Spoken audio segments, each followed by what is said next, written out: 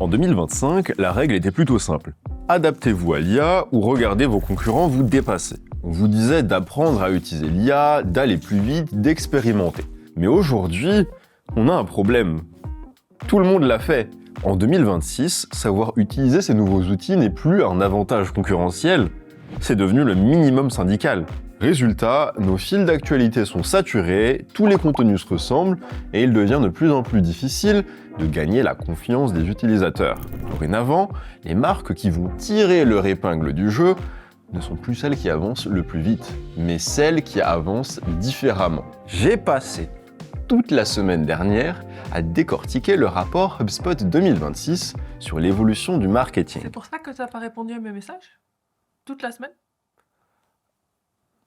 Mes appels, aux emails. Ok.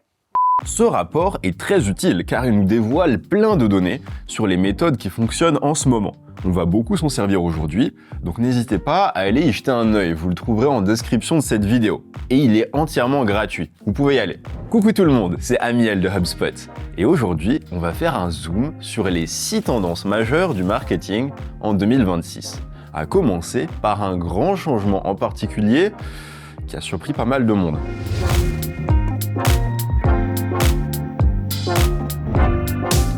Allez, on va pas se mentir, quand vous êtes sur LinkedIn, ça vous prend combien de temps à scroller avant de tomber sur un post IA? Grammaire absolument parfaite, ton un peu plat, liste utilisant des emojis comme bullet points, accroche de type « ce que personne ne vous a dit sur ». Scrollez 10 secondes, vous tombez sur ces types de posts. Selon le rapport HubSpot sur l'évolution du marketing, 52% des marketeurs disent que l'IA a certes facilité leur création de contenu, mais lui a également fait perdre en qualité. 53% vont même jusqu'à admettre avoir du mal à se différencier de tout le monde dans les fils d'actualité qui sont de plus en plus saturés. L'année dernière, on se demandait comment utiliser l'IA. Cette année, la question est plutôt comment arrêter de sonner comme une IA? La réponse se trouve dans ce que je vais appeler votre discernement. Voici comment faire. Dites à l'IA comment parler. Donnez-lui votre point de vue sur le sujet dont il est question, ainsi que des directives sur le ton à employer lorsque vous lui demandez d'écrire quoi que ce soit. Appliquez la règle de la retouche humaine. Si une phrase ressemble un peu trop à ce qu'un influenceur LinkedIn lambda pourrait dire, supprimez-la. Vous savez, les phrases de type « J'ai couru un marathon, voici ce que ça m'a appris sur le marketing ». Le public est maintenant capable de flairer à des kilomètres ce type de modèle. Créez votre propre bibliothèque de prompts. Quand vous trouvez un prompt qui génère un résultat qui vous ressemble pour de vrai, sauvegardez ce prompt. Pourquoi changer une équipe qui gagne? Utilisez toutes ces astuces et vous allez arrêter de sonner comme tout le monde.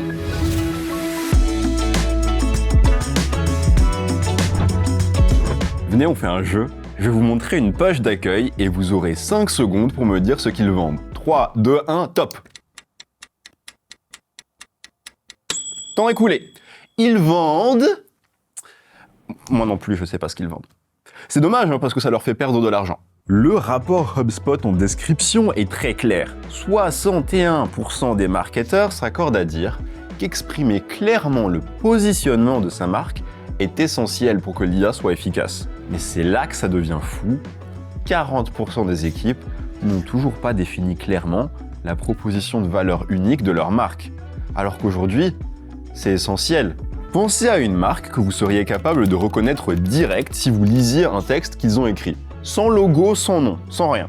Vous en avez une? Perso, celle qui me vient en tête, c'est Duolingo.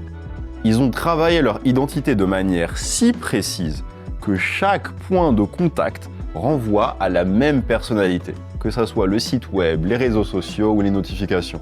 Si ça ne sonne pas comme leur mascotte, là, la chouette, ils ne publient pas. Et aujourd'hui, les acheteurs, ils n'ont pas le temps, ils prennent leurs décisions plus vite que jamais. Si votre message n'est pas clair dès les 5 premières secondes, ils sont partis, ils ont scrollé. Que faire? Faites le test des 5 secondes. Montrez votre site à quelqu'un qui ne l'a jamais vu. Et si cette personne est incapable de clairement vous dire ce que vous faites, votre message n'est pas assez clair. Et on va tester ça tout de suite. Sophie, est-ce que tu pourrais venir s'il te plaît? Voici mon site. Qu'est-ce que ça te dit? C'est que des photos de toi. Mon message n'est pas assez clair. Jolie photo, hein. Tous vos canaux doivent être cohérents. Votre bio Instagram, votre newsletter, vos posts LinkedIn, tout ce que vous écrivez doit répondre à la même question de la même manière. La répétition crée la reconnaissance. Analysez la conversion, pas juste la vibe. Arrêtez de vous demander si votre marque a l'air cool et cherchez plutôt à déterminer quel titre génère le plus d'inscriptions par exemple.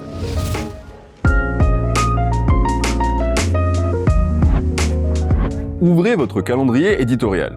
Sur tous les posts que vous avez publiés au cours du mois dernier, combien pourraient être supprimés sans que personne ne le remarque? Si la réponse est « la plupart », c'est un problème.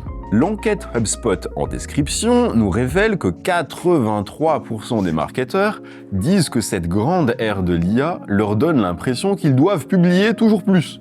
Pourtant, la vraie priorité reste de publier du contenu qui va vraiment intéresser le public.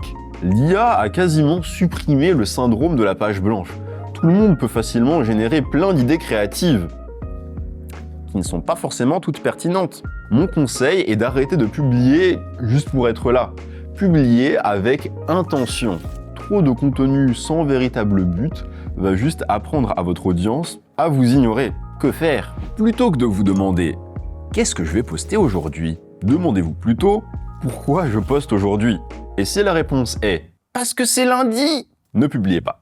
Mettez en place un standard de qualité. Est-ce que votre post va éduquer, divertir ou faire réagir mon public? En fait, lorsque vous créez un post pour les réseaux sociaux, demandez-vous vous-même si ça vous ferait arrêter de scroller ou pas. Cherchez l'impact plutôt que juste la portée. Une réponse en DM d'un seul prospect qualifié vaut mieux que 1000 vues de bots. Optimisez pour la conversion, pas juste pour les impressions.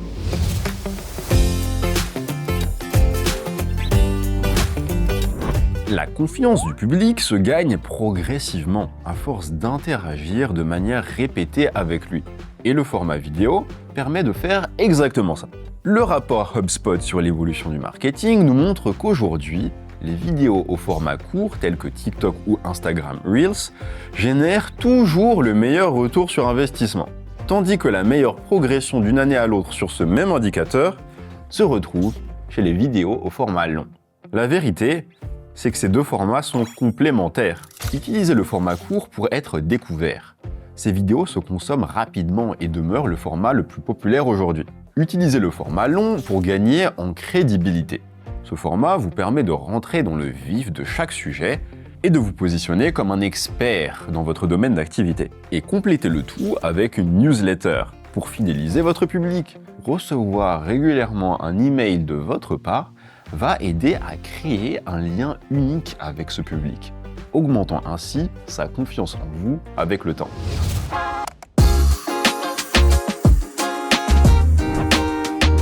Je ne me rappelle pas de la dernière fois que je suis allé sur Google et que j'ai visité chaque site proposé un par un pour trouver la solution à mon problème. Maintenant, avec les nouvelles fonctionnalités Google ou les applications IA, on obtient des réponses comme ça. Et dans l'enquête HubSpot en description de cette vidéo, vous lirez que près de la moitié des marketeurs affirment que leur trafic issu des moteurs de recherche traditionnels décline en ce moment à cause des recherches générées par l'IA. Attention, ce n'est pas une simple baisse, c'est un filtrage. Car en effet, les visiteurs qui arrivent sur votre site dorénavant, ils ont une intention d'achat bien plus élevée qu'avant. Donc ne vous contentez plus d'observer votre trafic. Une fois de plus, mettez la prio sur la conversion. Voici comment faire. Gagnez de la visibilité là où vos utilisateurs se trouvent, c'est-à-dire sur les moteurs IA, mais également sur les réseaux sociaux. C'est souvent là qu'ils se font un premier avis sur votre marque, bien avant d'aller vous chercher sur Google. Répondez aux questions essentielles rapidement. Les utilisateurs humains n'ont plus le temps de lire les longues intros, et les IA apprécient des informations clairement formatées et faciles d'accès. Dans les deux cas, humain ou IA, vous serez gagnant. Optimisez votre site pour les prospects qualifiés. Aujourd'hui, la plupart des personnes visitant votre site ont déjà fait plein de recherches sur vous. Plutôt que de les bombarder avec des infos qu'ils ont déjà, je vous conseille plutôt de mettre en avant des choses telles que vos prix, votre service client ou vos promotions actuelles.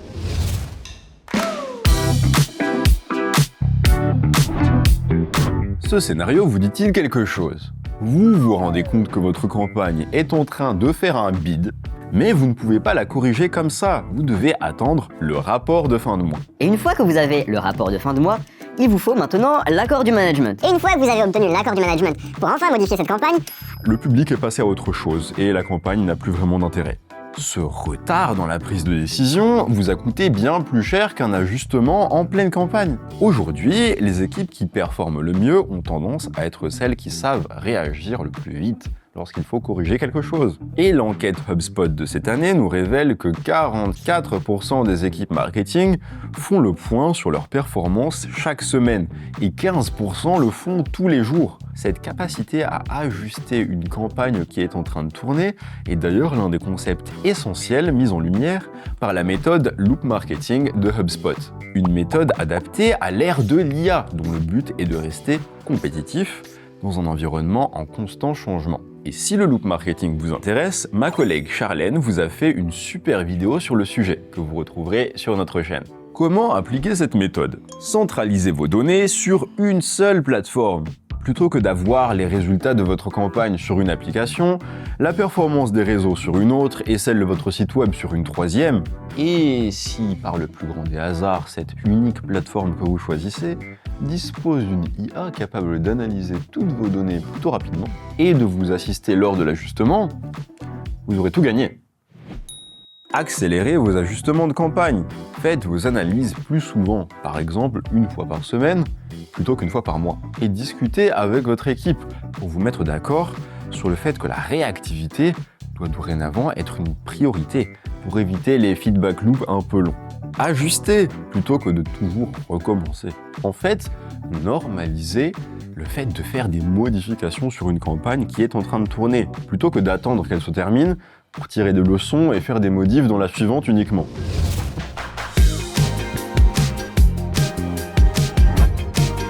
Je vais conclure avec ceci. Lorsque vous ferez le point sur votre stratégie marketing dans un an, que constaterez-vous? Que vous travaillez plus, utilisez plus d'outils et faites plus de posts? Ou verrez-vous plutôt des processus cohérents, des messages clairs et une meilleure capacité d'adaptation? Si vous êtes dans le deuxième cas, vous aurez tout gagné. Le rapport HubSpot 2026 que j'ai utilisé tout au long de cette vidéo est disponible gratuitement en description. Allez y jeter un œil, vous y trouverez plein de stats intéressantes pour vous aider à prendre de meilleures décisions en marketing cette année. Et comme d'habitude, si vous avez aimé cette vidéo, n'oubliez pas de nous laisser un like, de vous abonner et de cliquer sur la cloche pour ne rien rater de notre prochain contenu. C'était Amiel de HubSpot. Salut tout le monde.